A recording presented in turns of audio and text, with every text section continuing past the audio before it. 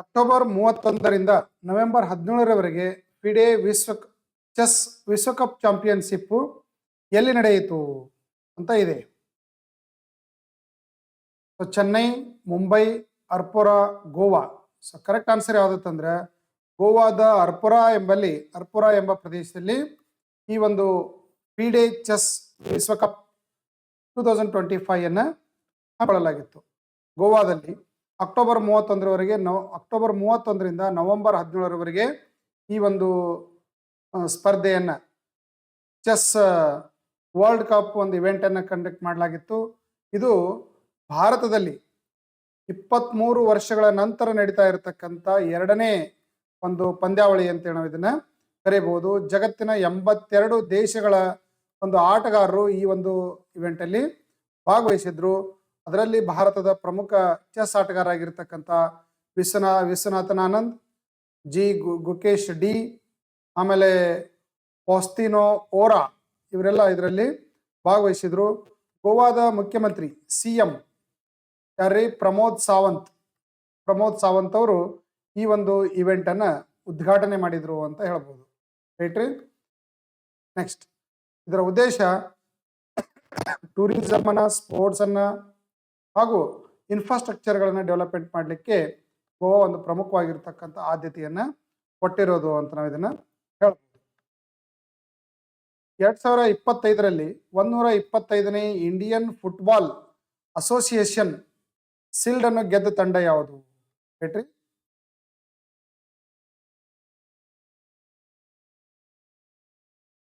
So 2025ರಲ್ಲಿ Indian football association shield ಅನ್ನು ಗೆದ್ದಿರತಕ್ಕಂಥ ತಂಡ ಯಾವುದು?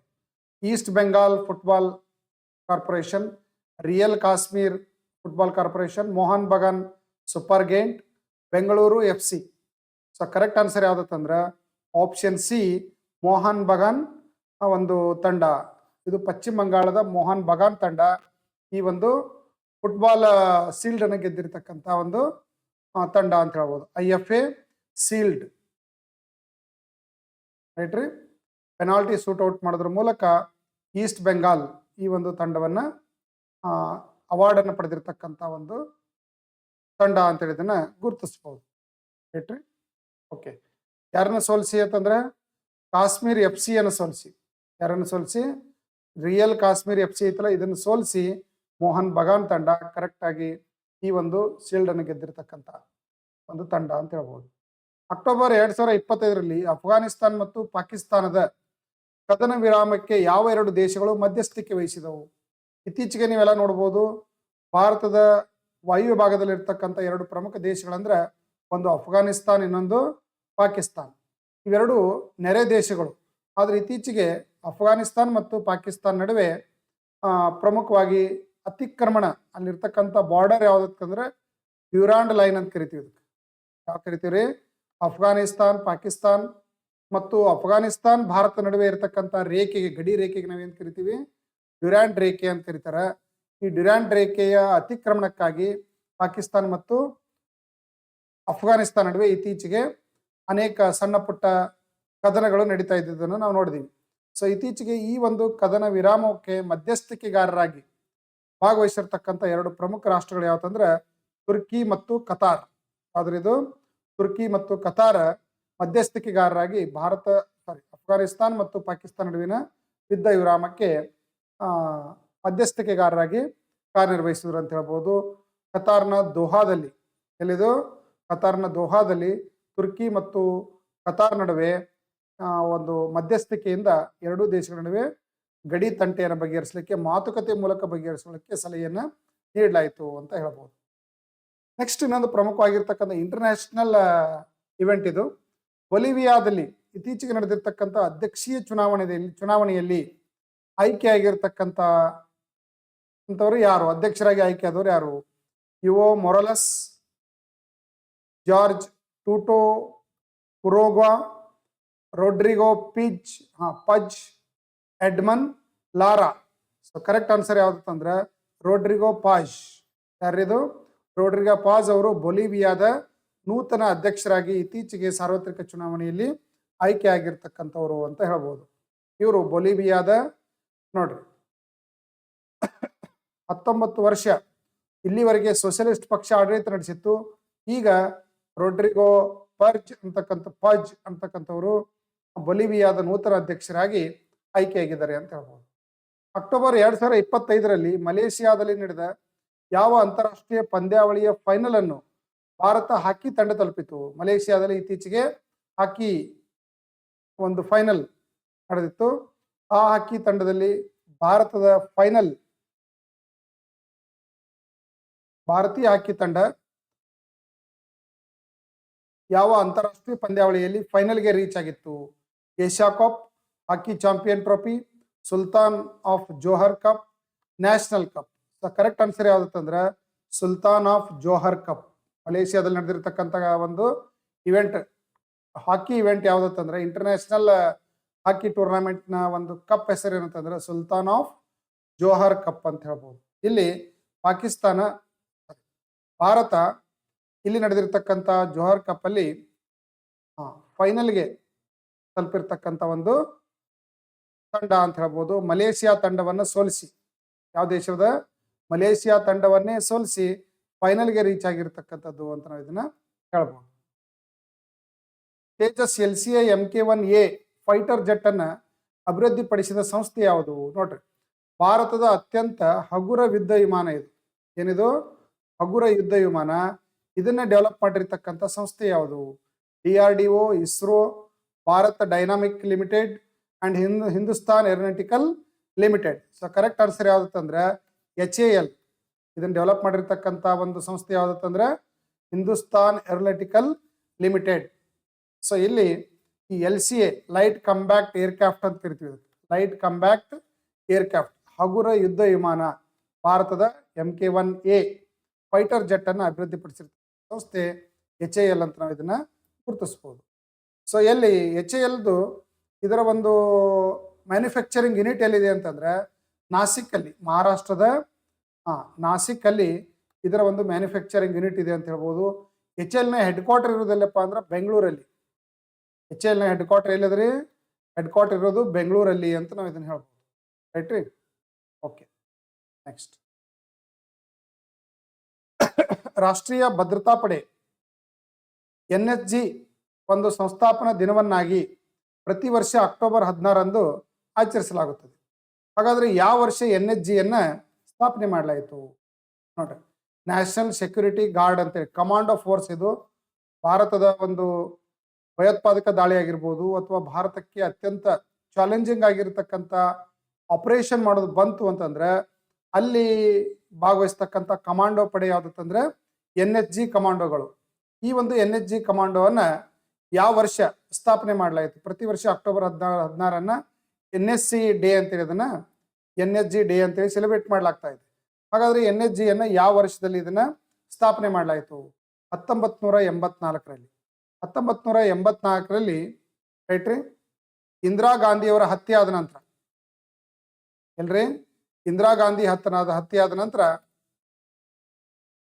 ದೇಶದ ಪ್ರಮುಖ ವ್ಯಕ್ತಿಗಳ ರಕ್ಷಣೆಗಾಗಿ ಮತ್ತು ಪ್ರಮುಖ ಆಪರೇಷನ್ಗಳನ್ನ ನಿರ್ವಹಣೆ ಮಾಡಲಿಕ್ಕೆ ಒಂದು ಸಪರೇಟ್ ಆಗಿರ್ತಕ್ಕಂಥ ಕಮಾಂಡೋ ಪಡೆಯನ್ನ ರಚನೆ ಮಾಡಲಾಯಿತು. ಅದೇ ಯಾವ್ದಂದ್ರೆ ರಾಷ್ಟ್ರೀಯ ಭದ್ರತಾ ಪಡೆ ಅಂತ ನಾವು ಇದನ್ನು ಕರಿತೀವಿ. ಇವತ್ತು ಮೋದಿ ಅವರಿಗೆ ಸೆಕ್ಯೂರಿಟಿ ಒದಗಿಸ್ತಾ ಇರತಕ್ಕಂಥ ಒಂದು ಕಮಾಂಡೋ ಪಡೆನ ಯಾವ್ದಂದ್ರೆ NSG ಕಮಾಂಡೋ ಪಡೆ ಅಂತ ನಾವು ಇದನ್ನ ಹೇಳ್ಬೋದು. ರೈಟ್ ರೀ? ಅಕ್ಟೋಬರ್ 16, 1984ರಲ್ಲಿ NSO ಕಮಾಂಡೋ ಪಡೆಯನ್ನ ರಚನೆ ಮಾಡಲಾಯಿತು. ಇದರ ಒಂದು ಮೋಟೋ ಏನಿದೆ ಅಂತಂದ್ರೆ ಜೀರೋ ಎರರ್ ಫೋರ್ಸ್. ಒಂದು ಸ್ವಲ್ಪನೂ ಮಿಸ್ಟೇಕ್ ಆಗ್ಲಾರೆ ಆಪರೇಷನ್ ಸಕ್ಸಸ್ಫುಲ್ ಮಾಡಿರ್ತಕ್ಕಂಥ ಒಂದು ಹಲವಾರು ಒಂದು ಸಾಧನೆಗಳು ಏನಿದೆ ಅಂದ್ರೆ NSO ಕಮಾಂಡೋದಲ್ಲಿ ಇರೋದನ್ನ ನಾವು ನೋಡ್ತೀವಿ. ಆಪರೇಷನ್ ಟೊರ್ನಾಡೋ, ಬ್ಲ್ಯಾಕ್ ಟೊರ್ನಾಡೋ, ಮುಂಬೈ ಅಟ್ಯಾಕ್ ಆಗಿತ್ತು 2008ರಲ್ಲಿ. 2008ರಲ್ಲಿ ಮುಂಬೈಯ ತಾಜ್ ಹೋಟೆಲ್ ಮೇಲೆ ಅಟ್ಯಾಕ್ ಆಗಿರ್ಬೋದು. ಸೊ ರೈಲ್ವೆ CST ರೈಲ್ವೆ ಇದ್ರ ಮೇಲೆ ಅಟ್ಯಾಕ್ ಆಗಿರ್ಬೋದು. ಸೊ ಅಂತ ಅಟ್ಯಾಕ್ ಮಾಡಿದ ಸಂದರ್ಭದಲ್ಲಿ ತಾಜ್ ಹೋಟೆಲ್ ಇರ್ತಕ್ಕಂಥ ಪ್ರವಾಸಿಗರನ್ನ ಬಿಡಿಸ್ಕೊಂಡು ಬಂದು ಅಲ್ಲಿರ್ತಕ್ಕಂಥ ಎಲ್ಲ ಭಯೋತ್ಪಾದಕರನ್ನ ಸದೆಬಡಿದು ಒಬ್ಬ ವ್ಯಕ್ತಿಯನ್ನು ಜೀವಂತ ಹಿಡಿದಿರ್ತಕ್ಕಂಥವ್ರು ಯಾರಂತಂದ್ರೆ ಇದೇ NSG ಕಮಾಂಡೋಗಳು. ಸೊ ಆಮೇಲೆ ಅಕ್ಷರಧಾಮ 2002ರಲ್ಲಿ ಅಕ್ಷರಧಾಮದ ಮೇಲೆ, ದೆಹಲಿಯ ಅಕ್ಷರಧಾಮದ ಮೇಲೆ ಏನಾಗಿತ್ತು ಅಂದ್ರೆ ಟೆರರ್ ಅಟ್ಯಾಕ್ ಆಗಿತ್ತು. ಅದರ ಮೇಲೆ ಅಕ್ಷರಧಾಮದ ಮೇಲೆ ಅಟ್ಯಾಕ್ ಮಾಡಿರ್ತಕ್ಕಂಥ ಟೆರರ್ಗಳನ್ನೆಲ್ಲ ಅಲ್ಲೇ ಹೊಡೆದು ಅದನ್ನ ಮುಕ್ತಗೊಳಿಸಲಾಯಿತು. ಆಮೇಲೆ ಪಠಾನ್ಕೋಟ್ ಅಟ್ಯಾಕ್ ನೋಡ್ರಿ, ಇತ್ತೀಚೆಗೆ ಪಠಾನ್ಕೋಟ್ ಮೇಲೆ ಒಂದು ಟೆರರ್ ಅಟ್ಯಾಕ್ 2016ರಲ್ಲಿ ನಡೆದಿತ್ತು. ಸೊ ಅದನ್ನು ಸಕ್ಸಸ್ಫುಲ್ ಆಗಿ ಎದುರಿಸಿರ್ತಕ್ಕಂಥ ಒಂದು ನಮ್ಮ ಭದ್ರತಾ ಪಡೆ ಯಾವುದಂತಂದ್ರೆ NSG ಕಮಾಂಡೋ ಪಡೆ. ಹೀಗಾಗಿ ಭಾರತದ ಪ್ರಮುಖ ಆಪರೇಷನ್ಗಳಲ್ಲಿ ಸಕ್ಸಸ್ಫುಲ್ ಆಗಿ ಮಾಡಿರ್ತಕ್ಕಂಥ ಒಂದು ಕಮಾಂಡೋ ಪಡೆ ಯಾವುದಂತಂದ್ರೆ NSG ಕಮಾಂಡೋ ಪಡೆ. ಆಪರೇಷನ್ ಸಿಂಧೂರ್ ಆಗಿರ್ಬೋದು, ಅಥವಾ ಇದು ನಾವೇನು ಪುಲ್ವಾಮಾ ದಾಳಿ ಆದಾಗ ಪಾಕಿಸ್ತಾನದ ಭಯೋತ್ಪಾದಕ ನೆಲೆಗಳ ಮೇಲೆ ಏರ್ ಸ್ಟ್ರೈಕ್ ಏನ್ ಮಾಡಿದೀವಿ, ಅವಾಗೂ ಸಕ್ಸಸ್ಫುಲ್ ಆಗಿ ಮಾಡಿರ್ತಕ್ಕಂಥವ್ರು ಯಾರು ಅಂತಂದ್ರೆ NSG ಕಮಾಂಡೋಗಳು. ರೈಟ್ರಿ. ಬಡತನ ನಿರ್ಮೂಲನೆಗಾಗಿ ಅಂತಾರಾಷ್ಟ್ರೀಯ ದಿನವನ್ನು ಪ್ರತಿ ವರ್ಷ ಯಾವ ದಿನದಂದು ಆಚರಿಸಲಾಗುತ್ತದೆ? ಅಕ್ಟೋಬರ್ 17ರನ್ನ ಪ್ರತಿ ವರ್ಷ ಬಡತನ ನಿರ್ಮೂಲನಾ ದಿನವನ್ನಾಗಿ ಆಚರಣೆ ಮಾಡಲಾಗ್ತಾ ಇದೆ. ಪ್ರತಿ ವರ್ಷ ಅಂತಾರಾಷ್ಟ್ರೀಯ ಬಡತನ ನಿರ್ಮೂಲನಾ ದಿನ ಅಂತೇಳಿ ಆಚರಣೆ ಮಾಡಲಾಗ್ತದೆ. ವಿಶ್ವಸಂಸ್ಥೆಯಲ್ಲಿ 1992ರಲ್ಲಿ ಈ ಬಡತನ ನಿರ್ಮೂಲನೆಗಾಗಿನೇ ಒಂದು ನಿರ್ಣಯವನ್ನು ತೆಗೆದುಕೊಳ್ಳಾಯಿತು. ಅದಕ್ಕೆ ಸಸ್ಟೈನಬಲ್ ಡೆವಲಪ್ಮೆಂಟ್ ಗೋಲ್ಸ್ ಅಂತ ಕರೀತಾರೆ. ಸಸ್ಟೈನಬಲ್ ಡೆವಲಪ್ಮೆಂಟ್ ಗೋಲ್ಸ್, ಅದರರ್ಥ ಸುಸ್ಥಿರ ಅಭಿವೃದ್ಧಿ ಗುರಿಗಳು ಅಂತೇಳಿ. ಈ ಸುಸ್ಥಿರ ಅಭಿವೃದ್ಧಿ ಗುರಿಗಳನ್ನ ಘೋಷಣೆ ಮಾಡಿದ್ದು ದಿನಾನೇ ಯಾವುದಂತಂದ್ರೆ ಅಕ್ಟೋಬರ್ 17. ಆ ದಿನವನ್ನ ಅಂತಾರಾಷ್ಟ್ರೀಯ ಮಟ್ಟದಲ್ಲಿ ಬಡತನ ನಿರ್ಮೂಲನೆ ದಿನವನ್ನಾಗಿ ಆಚರಣೆ ಮಾಡಲಾಗ್ತಾ ಇದೆ ಅಂತ ಹೇಳ್ಬೋದು. ಇವತ್ತಿಗೂ ಜಗತ್ತಿನಲ್ಲಿ 700 ಮಿಲಿಯನ್ ಜನ ಬಡತನದಿಂದ ಬಳಲ್ತಾ ಇದ್ದಾರೆ ಅಂತ ನಾವು ಹೇಳ್ಬೋದು. ನೌಕಾ ವ್ಯಾಯಾಮ ಸಮುದ್ರ ಶಕ್ತಿ 5ನೇ ಆವೃತ್ತಿಯನ್ನು ಇತ್ತೀಚೆಗೆ ಯಾವ 2 ದೇಶಗಳು ಭಾಗವಹಿಸಿದವು? ನೋಡ್ರಿ, ಒಂದು ನಾವೆಲ್ ಎಕ್ಸಸೈಸ್, ಇದು ನೇವಿ ಎಕ್ಸಸೈಸು, ಅದರ ಹೆಸರು ಏನಂತಂದ್ರೆ ಸಮುದ್ರ ಶಕ್ತಿ 5ನೇ ಒಂದು ಆವೃತ್ತಿ ಇತ್ತೀಚೆಗೆ ಎಲ್ಲಿ ನಡೀತು? ಯಾವ 2 ದೇಶಗಳ ಮಧ್ಯದಲ್ಲಿ ನಡೀತು? India Japan, India Indonesia, India Sri Lanka, India Australia. So correct answer ಯಾವುದಂತಂದ್ರೆ ಆಪ್ಷನ್ ಬಿ, ಇಂಡಿಯಾ ಮತ್ತು ಇಂಡೋನೇಷ್ಯಾದ ನಡುವೆ ಸಮುದ್ರ ಶಕ್ತಿ ಅಂತಕ್ಕಂಥ ಒಂದು ನೌಕಾ ಸಮರಾಭ್ಯಾಸವನ್ನ ಇತ್ತೀಚೆಗೆ ಕಂಡಕ್ಟ್ ಮಾಡಲಾಗಿತ್ತು. ಈ ಸಮುದ್ರ ಶಕ್ತಿ ಒಂದು ಇದು ನಡೆದಿದ್ದಿಲ್ಲ ಅಂತಂದ್ರೆ ಆಂಧ್ರ ಪ್ರದೇಶದ ವಿಶಾಖಪಟ್ಟಣ ಎಂಬಲ್ಲಿ ಈ ಒಂದು military exercise, navy exercise conduct ಮಾಡಲಾಗಿತ್ತು. ಇಲ್ಲಿ ಭಾಗವಹಿಸಿರ್ತಕ್ಕಂಥ ಭಾರತದ ಒಂದು ಪ್ರಮುಖ ಯುದ್ಧ ವಿಮಾನ ಯಾವುದಂತಂದ್ರೆ INS ಕವರತ್ತಿ. ಯಾವ್ದ್ರಿ? INS ಕವರತ್ತಿ ಇದರಲ್ಲಿ ಭಾಗವಹಿಸಿತ್ತು ಅಂತ ಹೇಳ್ಬೋದು. 2030ರ ಕಾಮನ್ವೆಲ್ತ್ ಕ್ರೀಡಾಕೂಟದ ಆತಿಥ್ಯನ ವಹಿಸಿರ್ತಕ್ಕಂಥ ಭಾರತ ಯಾವ ನಗರದಲ್ಲಿ ಕಾಮನ್ವೆಲ್ತ್ ಕ್ರೀಡೆಯನ್ನು ನಡೆಸಲಿದೆ? ನೋಡ್ರಿ, 2030ರಲ್ಲಿ ಭಾರತದಲ್ಲಿ ಕಾಮನ್ವೆಲ್ತ್ ಕ್ರೀಡಾಕೂಟ ನಡೆಯಲಿದೆ. ಕಾಮನ್ವೆಲ್ತ್ ಅಂದ್ರೆ ಏನು? ಹಿಂದೆ ಬ್ರಿಟಿಷರ ಅಧೀನದಲ್ಲಿರ್ತಕ್ಕಂಥ ವಸಾಹತು ದೇಶಗಳ ಒಂದು ಒಕ್ಕೂಟ ಇದು. ಯಾವುದಿದು? ವಸಾಹತು ದೇಶಗಳ ಅಂದ್ರೆ ಹಿಂದೆ ಬ್ರಿಟಿಷರ ಆಡಳಿತಕ್ಕೆ ಒಳಪಟ್ಟಿರ್ತಕ್ಕಂಥ ಜಗತ್ತಿನ ದೇಶಗಳ ಒಂದು ಸಂಘಟನೆ ಇದು. ಸೊ ಇವತ್ತಿಗೂ ಕಲೆ, ಸಂಸ್ಕೃತಿ, ಕ್ರೀಡೆ, ವ್ಯಾಪಾರ, ವಹಿವಾಟು ಎಲ್ಲರಲ್ಲಿ ಇವೆಲ್ಲ ದೇಶಗಳ ನಡುವೆ ಪರಸ್ಪರ ಒಂದು ಸಹಕಾರವನ್ನು ಮುಂದುವರಿಸಲಿಕ್ಕೆ ಕಾಮನ್ವೆಲ್ತ್ ಸಂಸ್ಥೆಯನ್ನ ಮುಂದುವರಿಸಲಾಗಿದೆ. ಸೊ ಇದರ ಪ್ರತಿ ವರ್ಷ ಈ ಕ್ರೀಡಾಕೂಟ ನಡೆಯಲಾಗ್ತದೆ. ಈ ಬಾರಿ 2030ರ ಕ್ರೀಡಾಕೂಟ ಭಾರತದಲ್ಲಿ ನಡೀತಾ ಇದೆ. ಯಾವ ನಗರದಲ್ಲಿ ನಡೆಯಲಿದೆ? New Delhi, Ahmedabad, Mumbai, Bengaluru. So correct answer ಯಾವುದಂತಂದ್ರೆ ಗುಜರಾತಿನ ಅಹಮದಾಬಾದಲ್ಲಿ ಈ ಒಂದು ಕಾಮನ್ವೆಲ್ತ್ ಕ್ರೀಡಾಕೂಟ ನಡೆಯಲಿದೆ ಅಂತ ಹೇಳ್ಬೋದು. ಈಗಾಗಲೇ ಭಾರತದಲ್ಲಿ ಒಂದು ಬಾರಿ ಕಾಮನ್ವೆಲ್ತ್ ಕ್ರೀಡಾಕೂಟವನ್ನ ನಡೆಸಲಾಗಿತ್ತು. ರೈಟ್ರಿ.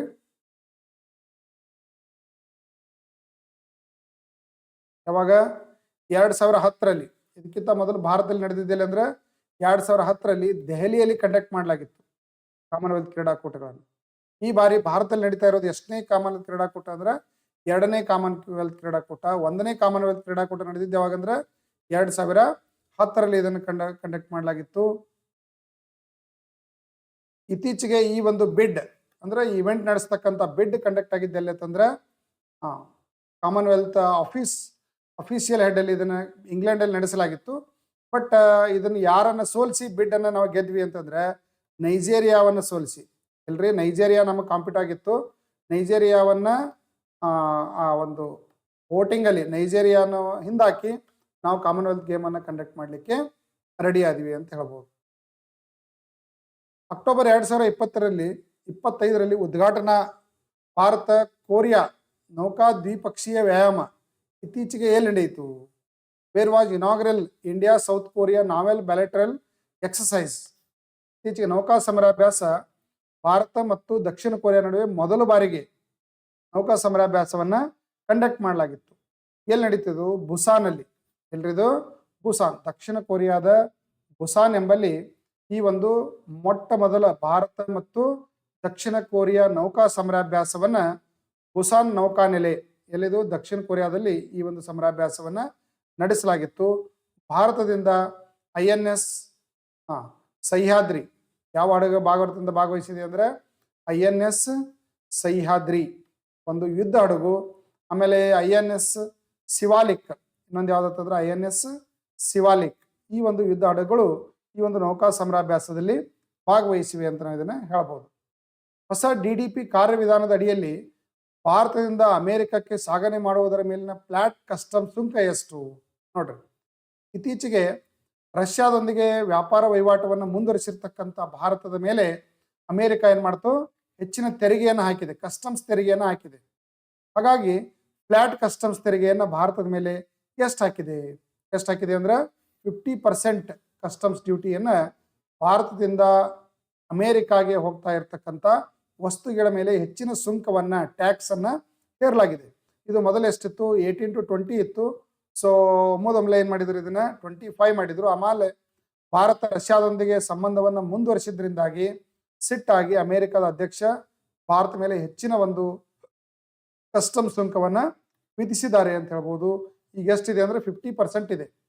ಅದೇ ಪಾಕಿಸ್ತಾನ, ಅಫ್ಘಾನಿಸ್ತಾನ ಮೇಲೆ 26% ಇದೆ. ಚೀನಾ ಮೇಲೆ 50% ಇದೆ. ರೈಟ್? ಓಕೆ, ನೆಕ್ಸ್ಟ್ ನೋಡ್ರಿ, ಡೆಲಿವರಿ ಡ್ಯೂಟಿ ಪೇಡ್, DDP ಅಂತ ಕರಿತೀವಿ ಅದಕ್ಕೆ. ಅಲ್ಲಿ ವಸ್ತುಗಳನ್ನು ನಾವೇನು ಭಾರತದಿಂದ ಕಳಿಸಿರ್ತಕ್ಕಂಥ ವಸ್ತುಗಳ ಮೇಲೆ ಕಸ್ಟಮ್ಸ್ ತೆರಿಗೆಯನ್ನು ಅಮೆರಿಕ ಹಾಕ್ತದೆ. ಆಗಸ್ಟ್ ಇಂದ ಈ ಒಂದು ಕಸ್ಟಮ್ ತೆರಿಗೆಯನ್ನು ಸ್ಟಾರ್ಟ್ ಮಾಡಿದೆ.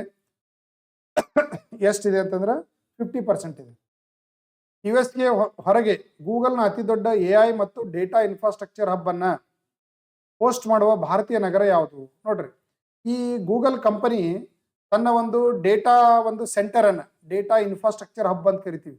ಅಂದ್ರೆ ಗೂಗಲ್ ನಲ್ಲಿ ಬರ್ತಕ್ಕಂಥ ಎಲ್ಲ ಡೇಟಾವನ್ನ ಸಂಗ್ರಹಿಸ್ತಕ್ಕಂಥ ಒಂದು ಹಬ್ಬು ಇಲ್ಲಿ ತನ ಎಲ್ಲಿದೆ ಅಂತಂದ್ರೆ ಅಮೆರಿಕಾದಲ್ಲಿ ಮಾತ್ರ ಇದೆ, ಬೇರೆ ಎಲ್ಲಿಯೂ ಇಲ್ಲದು. ಎಲ್ಲ ಡೇಟಾಗಳು, ಗೂಗಲ್ ಡೇಟಾಗಳೆಲ್ಲ ಸಂಗ್ರಹ ಆಗೋದು ಅಲ್ಲೇ. ಅದನ್ನ ಬಿಟ್ರೆ ಮೊದಲ ಬಾರಿಗೆ ಬೇರೆ ಕಡೆ ಅಮೆರಿಕವನ್ನು ಬಿಟ್ಟು ಬೇರೆ ನಗರದಲ್ಲಿ ಅಥವಾ ಬೇರೆ ದೇಶದಲ್ಲಿ ಈ ಒಂದು ಹಬ್ ಅನ್ನ, ಇನ್ಫ್ರಾಸ್ಟ್ರಕ್ಚರ್ ಹಬ್ ಅನ್ನ ನಿರ್ಮಾಣ ಮಾಡಲಿಕ್ಕೆ ಗೂಗಲ್ ಕಂಪನಿ ಮುಂದಾಗಿದೆ. ಅದು ಯಾವ ನಗರದಲ್ಲಿ? ಬೆಂಗಳೂರು, ಹೈದರಾಬಾದ್, ವಿಶಾಖಪಟ್ಟಣಂ, ಪುಣೆದಲ್ಲಿ.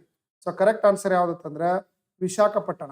ಆಂಧ್ರ ಪ್ರದೇಶದ ವಿಶಾಖಪಟ್ಟಣದಲ್ಲಿ ಈ ಒಂದು ಇನ್ಫ್ರಾಸ್ಟ್ರಕ್ಚರ್ ಹಬ್ ನಡೀತಾ ಇದೆ, ಅಲ್ಲಿ ಸ್ಥಾಪನೆ ಆಗಲಿದೆ. ಅದಕ್ಕೆ ಆಂಧ್ರ ಪ್ರದೇಶದ ಗೌರ್ಮೆಂಟು 480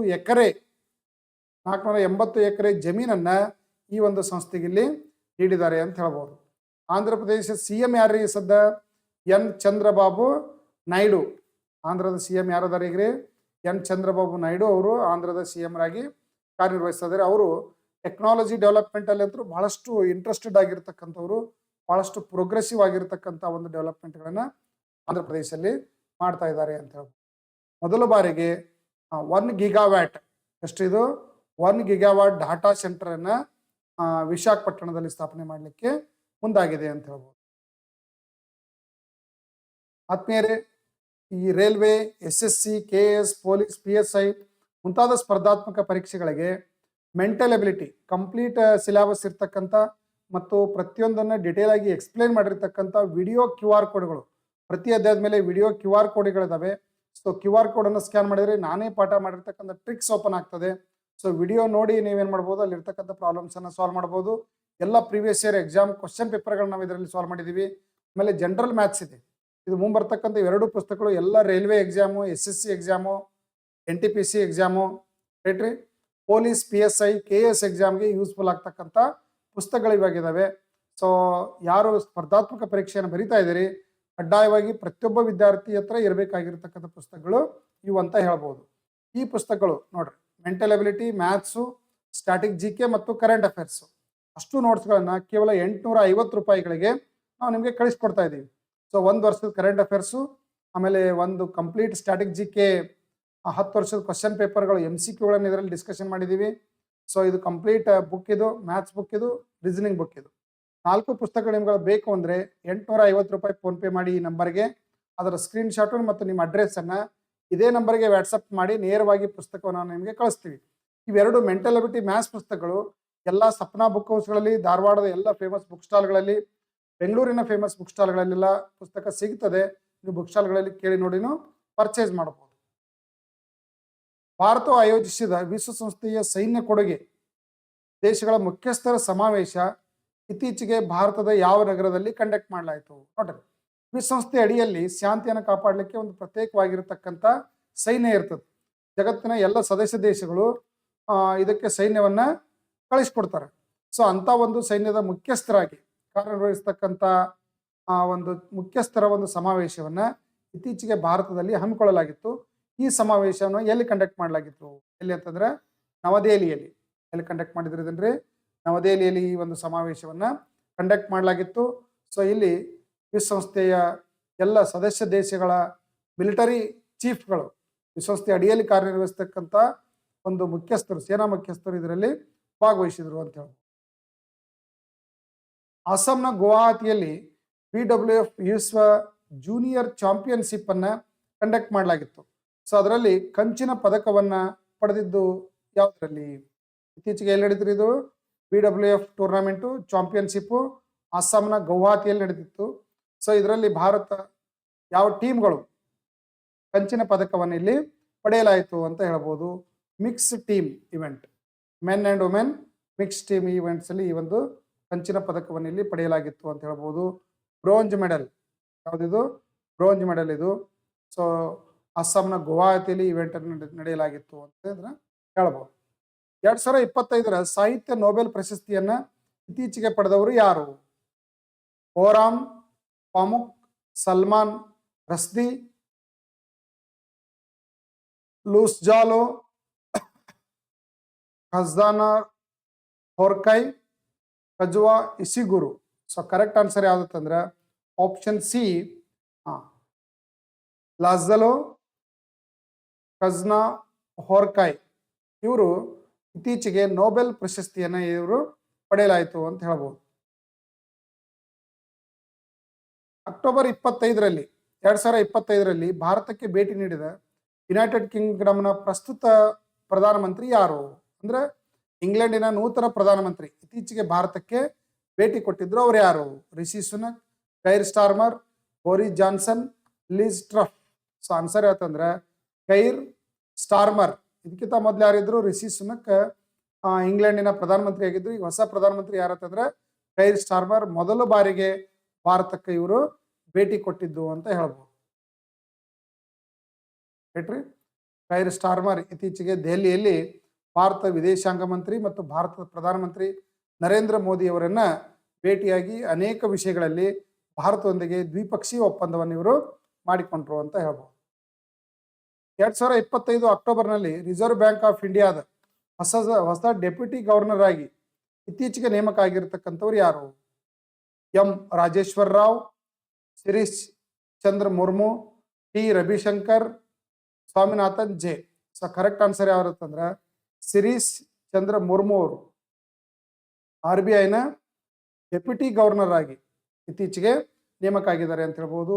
ಆತ್ಮೀಯ ವಿದ್ಯಾರ್ಥಿಗಳೇ, banking, SSC, railway, KSET, net ಮುಂತಾದ ಎಕ್ಸಾಮ್ಗಳಿಗೆ ಅತ್ಯುತ್ತಮವಾಗಿರ್ತಕ್ಕಂಥ ತರಬೇತಿ ಕೊಡುವ ಸಂಸ್ಥೆ ಅದು creative study circle banking academy Vijayapura, ಬಿಜಾಪುರದ ಬಾಗಲಕೋಟೆ ರಸ್ತೆಯಲ್ಲಿ ಇರ್ತಕ್ಕಂಥ ನಮ್ಮ ಸಂಸ್ಥೆಗೆ ಭೇಟಿ ನೀಡಿ. ಹಾಗೂ ನಮ್ಮ ಟೆಲಿಗ್ರಾಮ್ ಲಿಂಕ್ ಇದೆ ಡಿಸ್ಕ್ರಿಪ್ಷನ್ನಲ್ಲಿ. ಲಿಂಕ್ ಮೇಲೆ ಕ್ಲಿಕ್ ಮಾಡಿ ಎಲ್ಲ ವಿಡಿಯೋಗಳ PDF ಮತ್ತು ಡೈಲಿ ಅಪ್ಡೇಟ್ಗಳನ್ನು ಮತ್ತು ಕ್ವಿಜ್ಗಳನ್ನು ಅದರಲ್ಲಿ ಶೇರ್ ಮಾಡಲಾಗ್ತಾ ಇದೆ. ರೈಟ್ ರೀ, ಥ್ಯಾಂಕ್ ಯು.